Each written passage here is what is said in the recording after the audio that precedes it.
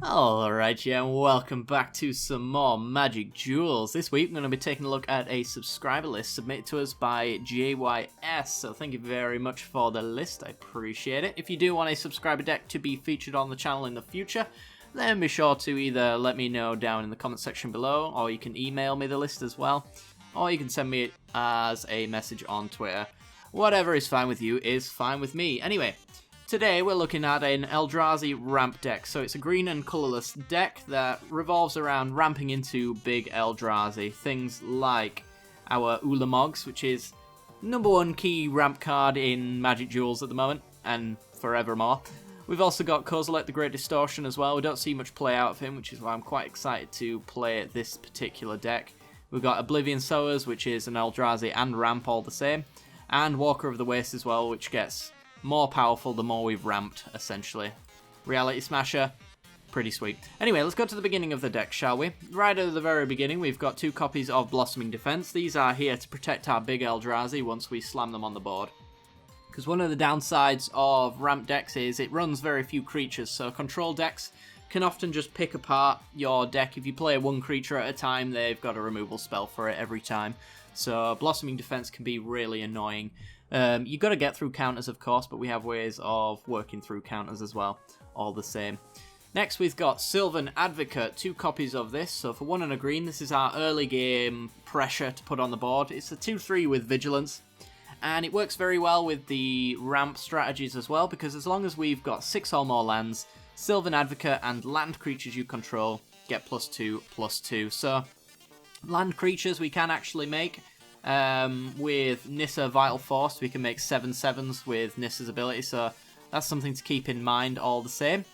But it won't come up too much, but most of the time it's just making Sylvan Advocate a 4/5, which is pretty sweet.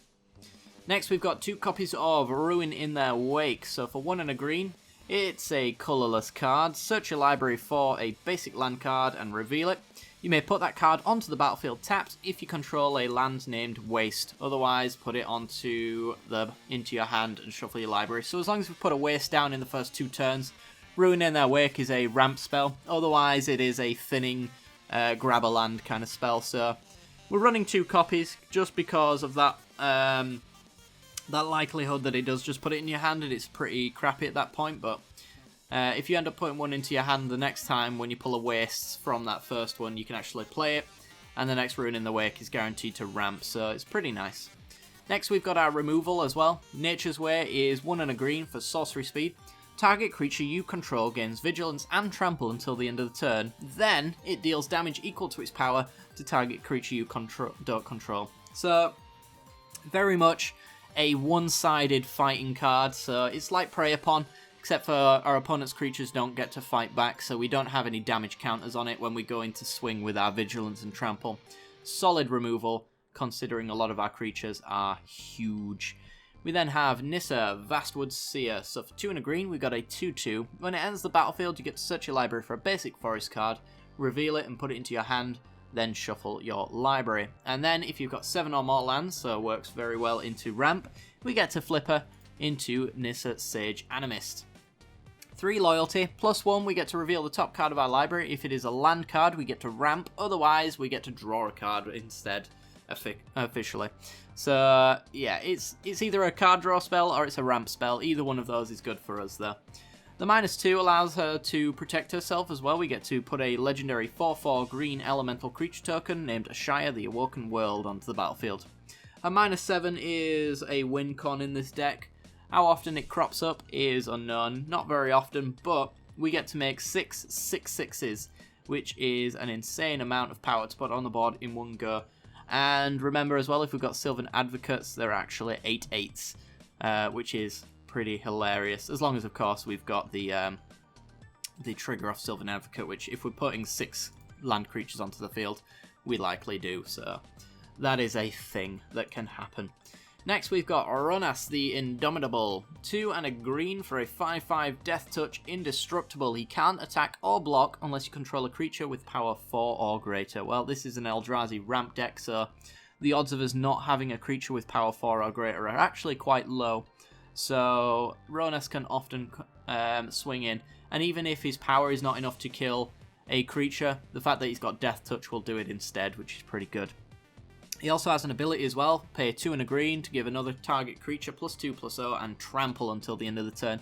So some of our big Eldrazi and our bigger creatures don't actually have trample, so we can enable a swing through with the third ability. Also can enable other creatures as well. If we've gone turn 2 Sylvan Advocate, turn 3 Ronas, then turn 4 we can actually play the ability to swing in with both the Advocate and the Ronas and still have a Blossoming Defense hold open as well. As long as we've made our land drops consistently, that is, anyway. We then have Tireless Tracker.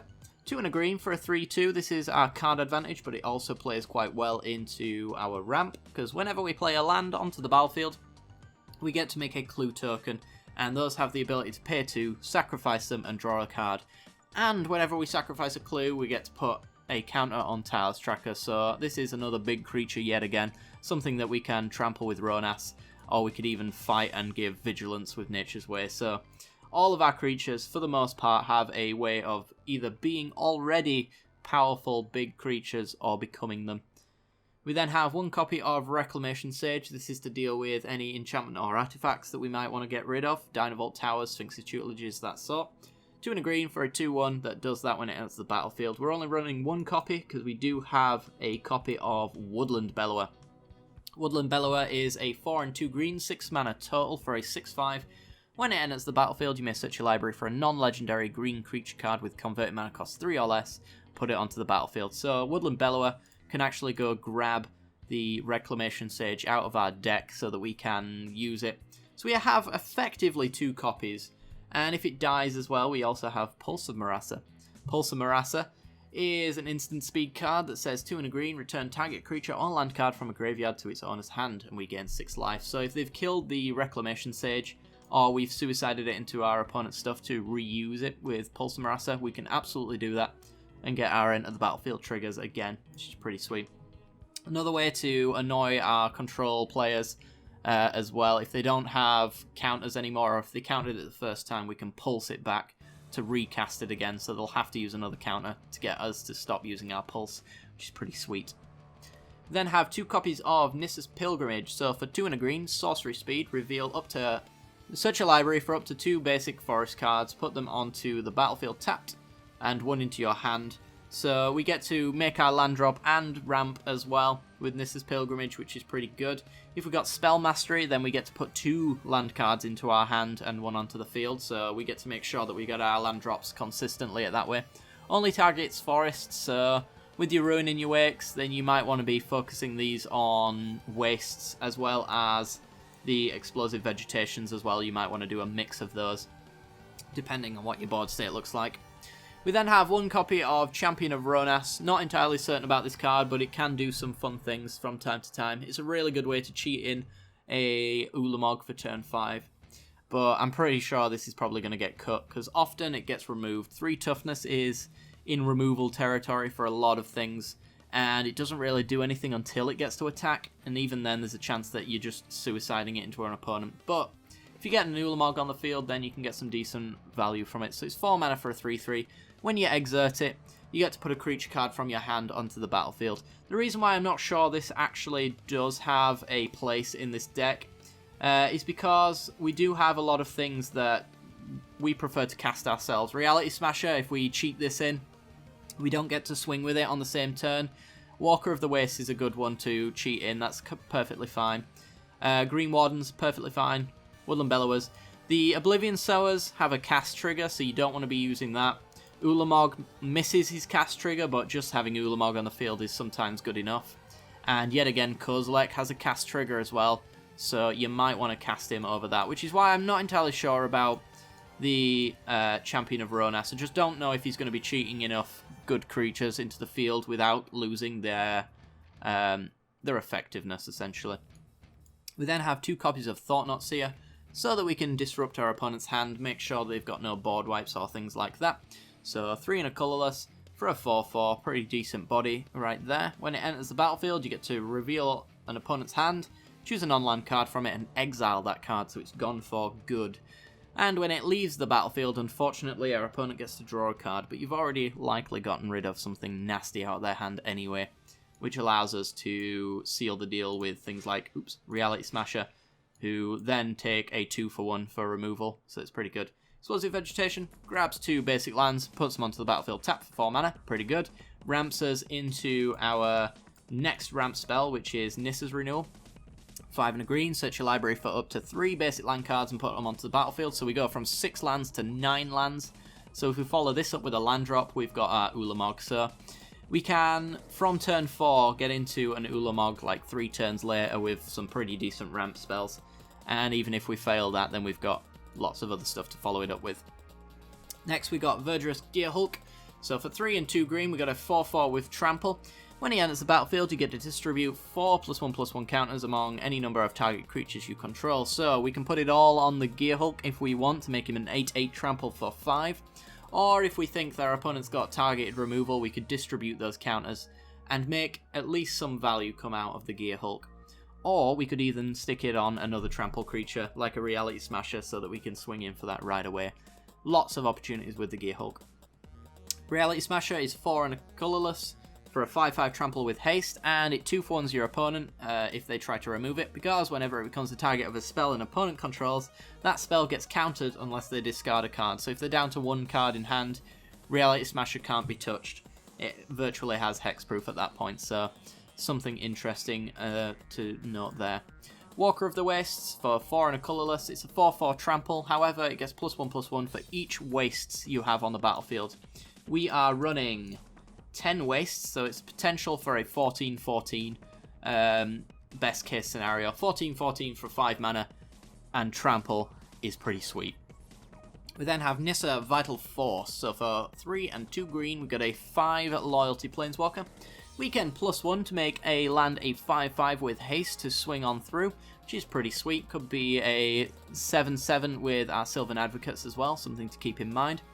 The -3 allows us to return permanents from our graveyard to our hands, so if our opponent has removed any of our bigger creatures and not exiled them, we can use Nissa to bounce them back to our hand and replay them that way as well.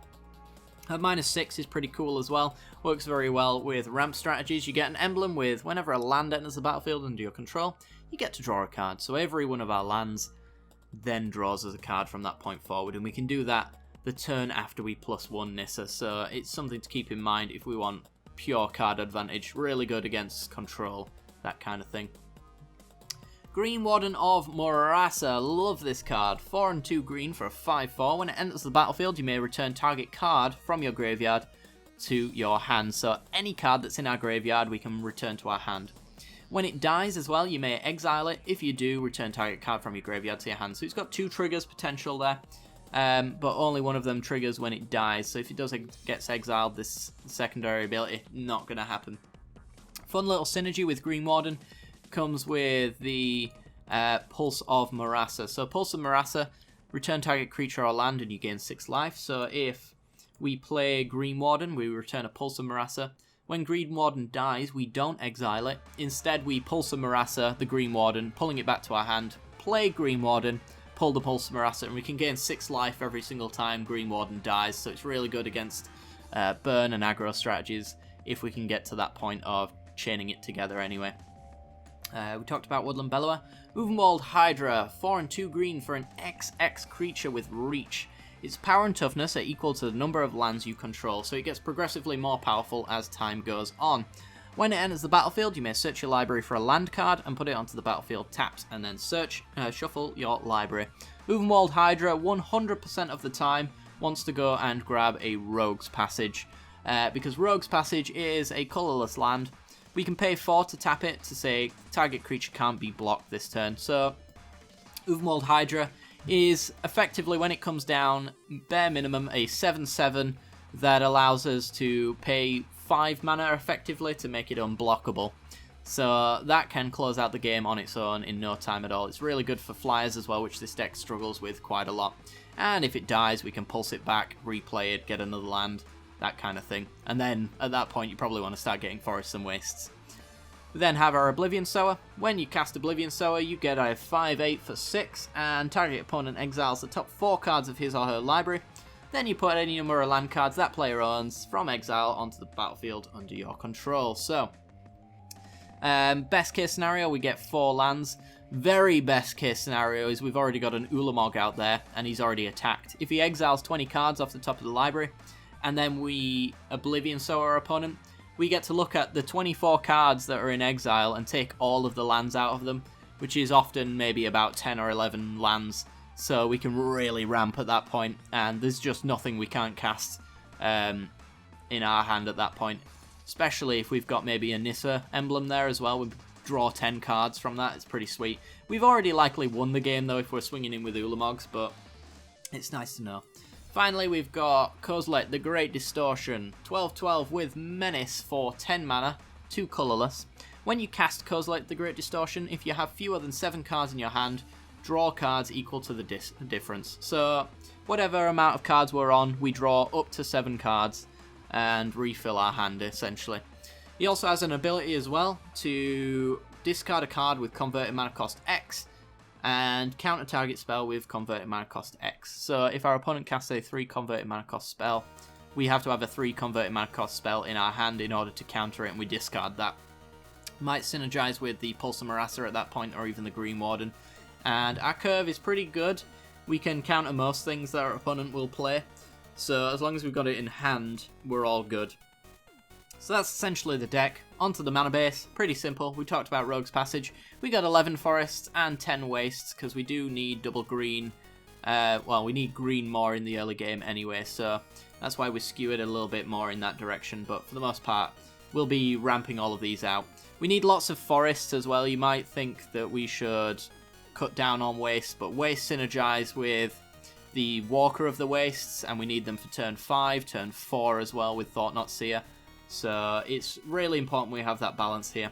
Anyway guys, that's going to be the deck tech. If you want to see the matches, there should be a link right at the end of this video if you want to check that out. Full deck list is in the description down below as well if you just want to check out a text version and go through on with that.